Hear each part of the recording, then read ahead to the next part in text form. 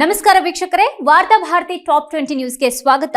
ಇವತ್ತಿನ ಟಾಪ್ 20 ನ್ಯೂಸ್ನಲ್ಲಿ ಏನೇನಿದೆ ಬನ್ನಿ ನೋಡೋಣ. ಸಿದ್ದರಾಮಯ್ಯ ಅವರ ನಿವಾಸಕ್ಕೆ ಸಿಎಂ ಡಿಕೆ ಶಿವಕುಮಾರ್ ಭೇಟಿ, ಪತ್ನಿ ಸಹೋದರನ ಜೊತೆ ತೆರಳಿ ಉಪಹಾರದ ಜೊತೆ ಮಾತುಕತೆ ನಡೆಸಿದ ಮುಖ್ಯಮಂತ್ರಿಗಳು. ತಮಿಳುನಾಡು ಮುಖ್ಯಮಂತ್ರಿ ಸಿ ಜೋಸೆಫ್ ವಿಜಯ್ ವಿರುದ್ಧ ಅವಹೇಳನಕಾರಿ ಭಾಷಣ ಮಾಡಿರುವ ಪ್ರಕರಣದಲ್ಲಿ ಸಲ್ಲಿಸಿದ್ದ ನಿರೀಕ್ಷಣಾ ಜಾಮೀನು ಅರ್ಜಿಯನ್ನ ಮದ್ರಾಸ್ ಹೈಕೋರ್ಟ್ ತಿರಸ್ಕರಿಸಿದ ಹಿನ್ನೆಲೆಯಲ್ಲಿ ಮಾಜಿ ಸಚಿವ ಡಿಎಂಕೆ ಶಾಸಕ ಅನಿತಾ ಆರ್ ರಾಧಾಕೃಷ್ಣನ್ರನ್ನ ಬಂಧಿಸಿದ ಪೊಲೀಸರು. ಇರಾನ್ ಅಮೆರಿಕ ಶಾಂತಿ ಮಾತುಕತೆ ಮಧ್ಯೆ ಇರಾನ್ನ ಇಬ್ಬರು ಪ್ರಮುಖ ಸಂಧಾನಕಾರರ ಹತ್ಯೆಗೆ ಇಸ್ರೇಲ್ ಯತ್ನಿಸಬಹುದು ಅಂತ ಇರಾನ್ಗೆ ಎಚ್ಚರಿಕೆ ನೀಡಿದ ಅಮೆರಿಕದ ಹಿರಿಯ ಅಧಿಕಾರಿಗಳು. ಅಯೋಧ್ಯೆ ರಾಮ ಮಂದಿರದಲ್ಲಿ ನಡೆದ ಕಾಣಿಕೆ ಕಳ್ಳತನವು ಭಕ್ತರ ಭಾವನೆ ಮತ್ತು ನಂಬಿಕೆಗೆ ತೀವ್ರ ಧಕ್ಕೆ ತಂದಿದೆ. ರಾಷ್ಟ್ರೀಯ ಸ್ವಯಂ ಸೇವಕ ಸಂಘದ ಪ್ರಧಾನ ಕಾರ್ಯದರ್ಶಿ ದತ್ತಾತ್ರೇಯ ಹೊಸಬಾಳೆ ಹೇಳಿಕೆ. ಅಯೋಧ್ಯೆ ರಾಮ ಮಂದಿರದ ಹಗರಣದಲ್ಲಿ ಭಾಗಿಯಾಗಿರುವ ಪ್ರಭಾವಿ ವ್ಯಕ್ತಿಗಳನ್ನು ರಕ್ಷಿಸುವ ಪ್ರಯತ್ನ ನಡೆದಿದೆ ಎಂದ ಆಮ್ ಆದ್ಮಿ ಪಕ್ಷದ ರಾಷ್ಟ್ರೀಯ ಸಂಚಾಲಕ ಅರವಿಂದ್ ಕೇಜ್ರಿವಾಲ್. 2024 ಏಪ್ರಿಲ್ ತಿಂಗಳಲ್ಲಿ ಬಾಲಿವುಡ್ ನಟ ಸಲ್ಮಾನ್ ಖಾನ್ ನಿವಾಸದ ಎದುರು ನಡೆದಿದ್ದ ಗುಂಡಿನ ದಾಳಿ ಪ್ರಕರಣಕ್ಕೆ ಸಂಬಂಧಪಟ್ಟಂತೆ ನ್ಯಾಯಯುತ ವಿಚಾರಣೆಯನ್ನು ಎದುರಿಸಲು ಮುಂಬೈನ ವಿಶೇಷ ನ್ಯಾಯಾಲಯದ ಮುಂದೆ ಶರಣಾಗಲು ಅನುಮತಿ ಕೋರಿ ಅರ್ಜಿ ಸಲ್ಲಿಸಿದ ಪ್ರಸ್ತುತ ದಿಲ್ಲಿಯ ತಿಹಾರ್ ಜೈಲಿನಲ್ಲಿರುವ ಗ್ಯಾಂಗ್ಸ್ಟರ್ ಅನ್ಮೋಲ್ ಬಿಷ್ಣೋಯ್. ತಮಿಳುನಾಡಿನ ಮುಖ್ಯಮಂತ್ರಿ ಜೋಸೆಫ್ ವಿಜಯ್ ಅಭಿನಯದ ಜನನಾಯಕನ್ ಸಿನಿಮಾ ಬಗ್ಗೆ ಮದ್ರಾಸ್ ಹೈಕೋರ್ಟ್ಗೆ ವಿವರ ನೀಡಿದ ಚೆನ್ನೈ ಪೊಲೀಸರು ಆನ್ಲೈನ್ನಲ್ಲಿ ಸೋರಿಕೆಯಾಗಿದ್ದ ಸಿನಿಮಾವನ್ನು ಸುಮಾರು 1.2 ಕೋಟಿಗೂ ಹೆಚ್ಚು ಜನ ಕಾನೂನುಬಾಹಿರವಾಗಿ ವೀಕ್ಷಿಸಿದ್ದಾರೆ ಅಂತ ತಿಳಿಸಿದ ಪೊಲೀಸರು. ಸರ್ಕಾರದ ವಿರುದ್ಧ ಪ್ರತಿಭಟನೆ ನಡೆಸಿದ ಕಾರಣಕ್ಕೆ ನಾಗರಿಕರ ಗಡೀಪಾರು ಸಲ್ಲದು. ಮುಂಬೈ ಪೊಲೀಸರ ಆದೇಶ ರದ್ದುಗೊಳಿಸಿದ ಬಾಂಬೆ ಹೈಕೋರ್ಟ್.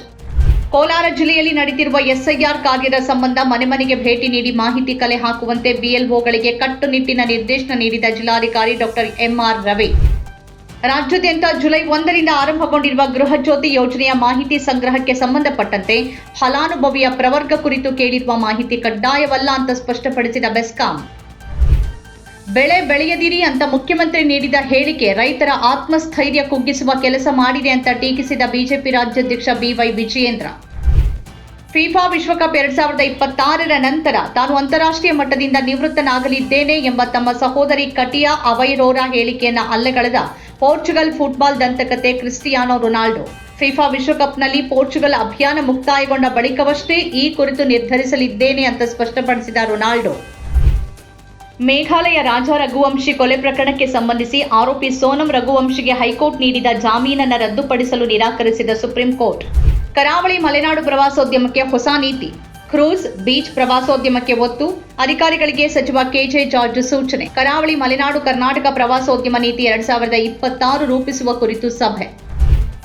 ಇರಾನ್ನ ಮಾಜಿ ಸರ್ವೋಚ್ಚ ನಾಯಕ ಆಯತುಲ್ಲಾ ಅಲಿ ಖಾಮಿನೈ ಅವರ ಪಾರ್ಥಿವ ಶರೀರವನ್ನ ಟೆಹರಾನ್ನ ಗ್ರ್ಯಾಂಡ್ ಮೊಸಲ್ಲಾ ಮಸೀದಿಗೆ ತರಲಾಗಿದೆ ಅಂತ ವರದಿ ಮಾಡಿದ ಅಲ್ಜಜೀರಾ.com.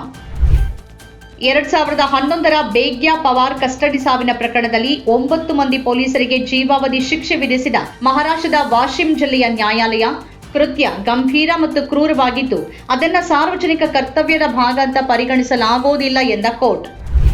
ಎಟಿಎಂ ಕೇಂದ್ರದಲ್ಲಿ ಹಣ ಕಳವು ಮಾಡೋಕೆ ಯತ್ನಿಸುತ್ತಿದ್ದ ವೇಳೆ ಸಿನಿಮೀಯ ರೀತಿಯಲ್ಲಿ ದಾಳಿ ನಡೆಸಿ ಓರ್ವ ಆರೋಪಿಯನ್ನ ಬಂಧಿಸಿದ ಪೊಲೀಸರು. ಹಾಸನ ಜಿಲ್ಲೆಯ ಅರಸೀಕೆರೆಯಲ್ಲಿ ನಡೆದ ಘಟನೆ. ಪೋಕ್ಸೋ ಪ್ರಕರಣದಲ್ಲಿ ಬಂಧಿತನಾಗಿದ್ದ ಆರೋಪಿಯೋರ್ವ ಲಾಕಪ್ನಿಂದ ಪರಾರಿ. ಕಲಬುರಗಿ ಅಫ್ಜಲ್ಪುರ ಪೊಲೀಸ್ ಠಾಣೆಯಲ್ಲಿ ನಡೆದ ಘಟನೆ. ವೆನಿಜುವೆಲಾದಲ್ಲಿ ಅವಳಿ ಭೂಕಂಪ ಸಂಭವಿಸಿದ 8 ದಿನಗಳ ಬಳಿಕ ಅವಶೇಷಗಳ ಅಡಿ ಸಿಲುಕಿದ್ದ ವ್ಯಕ್ತಿಯೊಬ್ಬರನ್ನ ಸತತ ಕಾರ್ಯಾಚರಣೆ ಮೂಲಕ ಜೀವಂತವಾಗಿ ರಕ್ಷಿಸಿದ ಅಧಿಕಾರಿಗಳು. ಬೈಕ್ ಜೊತೆ ಯುವಕನೊಬ್ಬನ ಸುಟ್ಟು ಕರಕಲಾದ ಮೃತದೇಹ ಪತ್ತೆ. ಸರ್ಜಾಪುರ ಪೊಲೀಸ್ ಠಾಣಾ ವ್ಯಾಪ್ತಿಯ ಬಿಕ್ಕನಹಳ್ಳಿಯ ಅಜೀಂ ಪ್ರೇಮ್ಜಿ ವಿಶ್ವವಿದ್ಯಾನಿಲಯದ ರಸ್ತೆಯಲ್ಲಿ ನಡೆದ ಘಟನೆ. ದುಷ್ಕರ್ಮಿಗಳು ಯುವಕನನ್ನ ಕೊಲೆಗೈದು ಬೆಂಕಿ ಹಚ್ಚಿರುವ ಶಂಕೆ. ನಮ್ಮ ಕಾರ್ಯಕ್ರಮಗಳನ್ನು ನೀವು ನೋಡ್ತಾ ಇದ್ರೆ ನಮ್ಮ ಚಾನೆಲ್ ಅನ್ನ ಸಬ್ಸ್ಕ್ರೈಬ್ ಮಾಡಿ, ಪಕ್ಕದ ಬೆಲ್ ಐಕಾನ್ ಒತ್ತಿ ನಮ್ಮನ್ನ ಬೆಂಬಲಿಸಿ. ಹಾಗೆ ನಮ್ಮ ಕಾರ್ಯಕ್ರಮಗಳನ್ನ ಲೈಕ್ ಮಾಡಿ, ಕಮೆಂಟ್ ಮಾಡಿ, ಅದನ್ನ ಬೇರೆಯವರಿಗೂ ವಾಟ್ಸ್ಆಪ್ ಮೂಲಕ ಶೇರ್ ಮಾಡಿ. ನೀವು ಹೀಗೆ ಮಾಡಿದಾಗ ನಮ್ಮ ಚಾನೆಲ್ ಇನ್ನಷ್ಟು ಮತ್ತಷ್ಟು ಜನರಿಗೆ ತಲುಪಲು ನೀವು ನಮ್ಮೊಂದಿಗೆ ಸಹಕರಿಸಿದ ಹಾಗಾಗುತ್ತೆ. ಇದು ನೀವು ಯಾವುದೇ ಖರ್ಚಿಲ್ಲದೆ ಕೆಲವೇ ಸೆಕೆಂಡುಗಳಲ್ಲಿ ನೀಡಬಹುದಾದ ಸಹಕಾರ. ಧನ್ಯವಾದಗಳು.